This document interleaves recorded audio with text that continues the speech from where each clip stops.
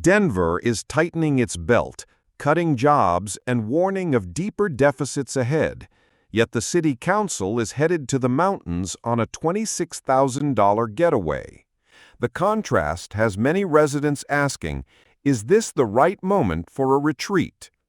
First, the fiscal backdrop. City Hall is staring at a $50 million hole in this year's budget and a projected $200 million shortfall in 2026. The biggest culprit is sluggish revenue growth.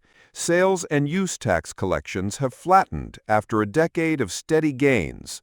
With personnel costs eating up nearly 70% of the general fund, Mayor Mike Johnston's team chose the bluntest tool available: layoffs. For the first time since 2011, Denver is cutting staff. 171 employees, about 1.6% of the workforce, will lose their jobs.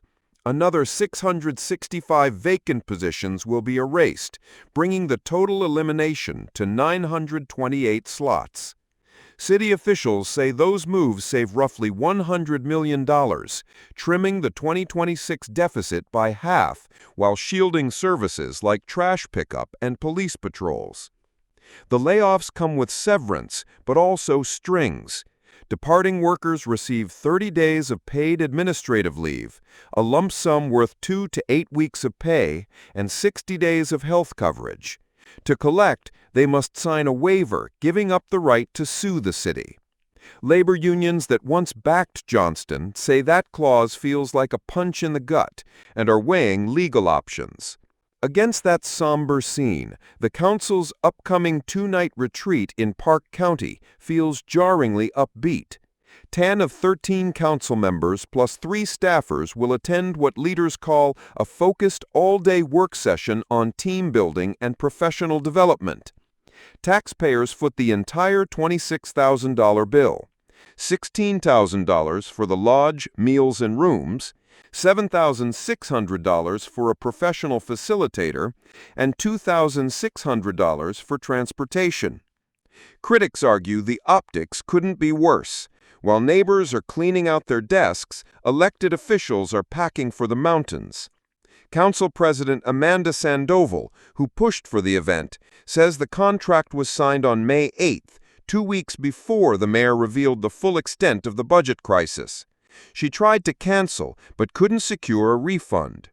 Sandoval stresses the retreat site is ADA-friendly and insists that sharpening collaboration now will help the council steer Denver through tough times. Still, for many residents, the timing overshadows the intent. The $26,000 price tag amounts to a fraction of the city's deficit, yet symbolism matters. Every public dollar spent on comforts for officials can look like one less for essential services or severance checks when wallets are thin. The episode underscores a broader tension. City leaders frame layoffs and retreats alike as investments in long-term stability, fewer salaries to pay, and hopefully a more cohesive council to navigate hard choices ahead.